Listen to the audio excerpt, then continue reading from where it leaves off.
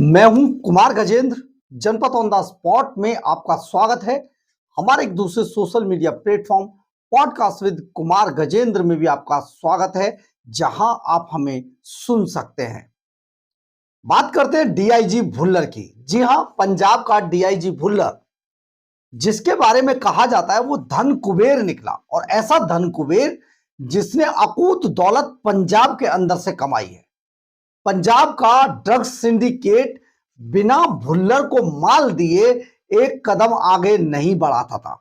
और ये सारे संबंध जानते कब बने? ये संबंध बने जब भुल्लर पंजाब के अंदर ड्रग्स कंट्रोल के लिए और ड्रग्स कार्टेल्स को पकड़ने के लिए, ड्रग्स सिंडिकेट पर नकेल कसने के लिए जब एसआईटी बनाई गई थी और उसका हेड यही हरचरण सिंह भुल्लर बना, तो हरचरण सिंह भुल्लर ने छोटी मछलियों को पकड़कर बड़ी मछलियों को अभय दान दे दिया।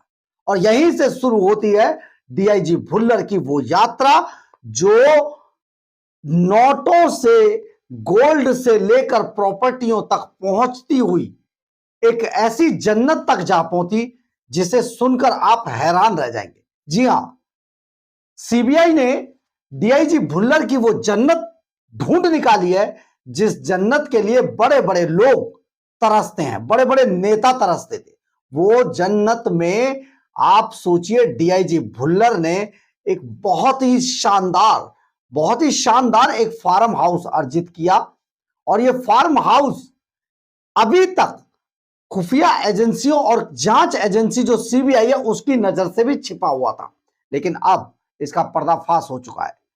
ये एक ऐसी जगह है जहां पर पंजाब से लेकर हरियाणा और राजस्थान तक के बड़े बड़े धनकुबेर और जो आप समझिए जिन्होंने बड़ा माल बनाया होता है नेता, वो तक इस जन्नत में अपनी एक छोटा सा आशियाना बनाना चाहते थे।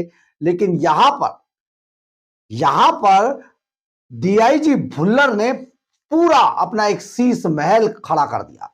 और ये शीश महल, आप शीश महल से समझ गए होंगे, अरविंद केजरीवाल की बात कर रहे हैं हम। तो आप समझिए, ये जो जन्नत है ये जानते कहां पर और कैसे मिली, हम आपको इसके बारे में जरूर बताएंगे। दरअसल है क्या, हिमाचल के अंदर एक जगह है मिर्जापुर। ये पूरा इलाका हिमाचल हरियाणा बॉर्डर पर है, और ये एक ऐसी जगह है जहां पर आप कभी भी जाएंगे, चारों तरफ पहाड़ों से घिरा हुआ ये इलाका है। और इस इलाके के अंदर, इन पहाड़ों के बीच बसे हुए जो फार्म हाउस हैं, उनके अंदर जो चार चांद लगाते हैं, जो इस जन्नत में चांदनी बिखेरने का काम करते हैं, जो इस जन्नत को ऐसा खूबसूरत नजारा बनाते हैं जहां से लगता है कि स्वर्ग में उतर आए हैं, उसमें वो है यहां पर बने छोटे छोटे डैम। और ये छोटे छोटे डैम जो हैं, यही इस जन्नत को बेहद खूबसूरत बनाते हैं। यानी कि हिमाचल और हरियाणा के जो बॉर्डर है उस पर बसा हुआ ये मिर्जापुर का इलाका, और इस इलाके के अंदर हिंदुस्तान के बड़े बड़े धन कुबेर तरसते हैं यहां पर अपना एक छोटा सा आशियाना बनाने के लिए। वहां पर भुल्लर ने, डीआईजी हरचरण सिंह भुल्लर ने एक ऐसा 50 से 60 एकड़ जमीन का फार्म हाउस खड़ा किया, जिसके बारे में आप सुनकर और देखकर हैरान रह जाएंगे। ये फार्म हाउस मिर्जापुर के अंदर है, 50 से 60 एकड़ का ये फार्म हाउस है, बेहद खूबसूरत जगह पर है। और इसके अंदर जो बिल्डिंग बनी हुई है वो भी किसी शीश महल से कम नहीं है। यानी कि आप सोचिए, जो ड्रग्स का पैसा था, जिसके इस्तेमाल से, जिस चिट्टे के इस्तेमाल से पंजाब के नौजवान पीढ़ी जो बर्बाद हो रही थी, उसके पीछे कहीं ना कहीं भुल्लर जैसे लोगों का हाथ था, जिनके ऊपर ड्रग्स कार्टेल को रोकने की जिम्मेदारी थी। उस ड्रग्स कार्टेल को रोकने के बजाय छोटी मछलियों को पकड़कर, जैसे अरविंद केजरीवाल एंड कंपनी करती रहती है, छोटी मछलियों को पकड़कर बड़ी बड़ी मछलियों को अवैधान देते रहते थे। और इससे जो माल मिलता था, वो माल हिमाचल और हरियाणा बॉर्डर पर बसे मिर्जापुर के अंदर लगाया जा रहा था। इसके अलावा आप सोचिए कितने बड़ी बड़ी प्रॉपर्टियां बरामद हुई हैं। हम आपको यहां पर यह बता देते हैं, ये पूरा मामला असल में खुल के सामने कैसे आया। ये मामला खुलकर सामने तब आया जब डीआईजी भुल्लर का चंडीगढ़ स्थित एक बैंक के लॉकर को खोला गया। वहां से जो प्रॉपर्टी की डिटेल मिली, जो प्रॉपर्टी के जो कागजात मिले थे, उनमें से एक यही मिर्जापुर का फार्म हाउस था, जिसमें 50 से 60 एकड़ जमीन का ये फार्म हाउस ये भुल्लर के नाम पे था और भुल्लर ने यहां पर अपनी जन्नत खड़ी की थी। तो ये बहुत बड़ी बात है। आप जानते हैं, एक और बात आपको बड़े चौंकाने वाली बताते हैं। जो पंजाब के पूर्व मुख्यमंत्री थे सुखबीर सिंह बादल, जी हां, बादल परिवार को कौन नहीं जानता पंजाब के अंदर। जो सुखबीर सिंह बादल थे, उनका भी यहीं पर फार्म हाउस है, जिसको सुख विलास कहा जाता है। अब ये सुख विलास के पड़ोस में अगर डीआईजी भुल्लर पहुंच जाए तो आप सोचिए गठजोड़ कहां तक पहुंचेगा। यानी कि हमने पहले ही आपको बताया, पंजाब और हरियाणा, पंजाब, हरियाणा, राजस्थान और भी अन्य जगहों के बहुत बड़े बड़े धनकुबेर यहां पर अपना एक छोटा सा आशियाना बनाने के लिए तरसते हैं। इस इलाके में भुल्लर ने 50 से 60 एकड़ जमीन अगर अर्जित की तो आप सोचिए भुल्लर के पास कितना माल था। कल हमने अपने वीडियो में आपको बताया था 2,60,000 की सैलरी लेने वाला हरचरण सिंह भुल्लर आखिर इतने बड़े बड़े आयाम कैसे स्थापित कर रहा था। यानी कि ब्लैकमेलिंग का पैसा, दबाव देकर वसूला गया पैसा, ड्रग्स कार्टेल से वसूला गया पैसा, जिससे पूरे पंजाब में चिट्टे की सप्लाई चल रही थी। वही आदमी जिस पर इस ड्रग्स को, इस चिट्टे को रोकने की, पकड़ने की जिम्मेदारी थी, वो माल लेकर किस तरीके से सबको छोड़ रहा था। ये बहुत बड़ा पंजाब का एक ऐसा मगरमच्छ हाथ में आया है, जिसके पकड़े जाने के बाद हर रोज जब भी सीबीआई एक कदम आगे बढ़ाती है तो धन का वो दरवाजा खुल जाता है जहां पर पता चलता है कि सचमुच ये आदमी कहां तक पहुंचा हुआ था।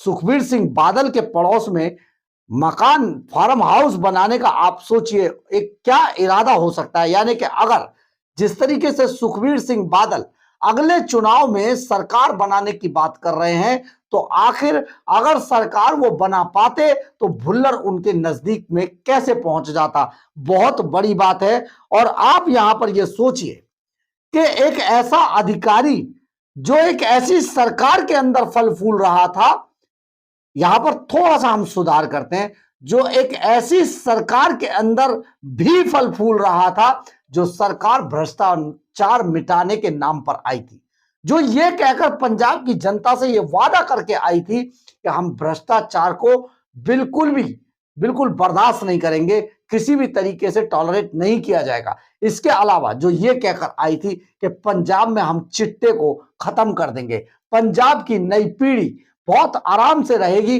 ड्रग्स का नामो निशान मिटा देंगे। अगर उस सरकार के अंदर डीआईजी हरचरण सिंह भुल्लर अपनी मन माफिक रोपड़ रेंज हासिल करने में कामयाब हो जाता है, तो आप सरकार के और ऐसे डीआईजीओ के गठजोड़ के बारे में आराम से, आसानी से अंदाजा लगा सकते हैं। आप जरा यहां पर सोच कर देखिए, रोपड़ रेंज का वो इलाका जिसमें ऐसे ऐसे इलाके आते हैं, जिसमें गोविंदपुर मंडी भी आती है, जो स्क्रैप की नॉर्थ इंडिया के अंदर सबसे बड़ी स्क्रैप की मंडी है, जहां पर दिन रात करोड़ों रुपए का जीएसटी, सिर्फ करोड़ों रुपए का जीएसटी बचाने के लिए एक अधिकारी को कितने करोड़ रुपए पर डे दिए जाते हैं। आखिर कैसे पचता है ये सब।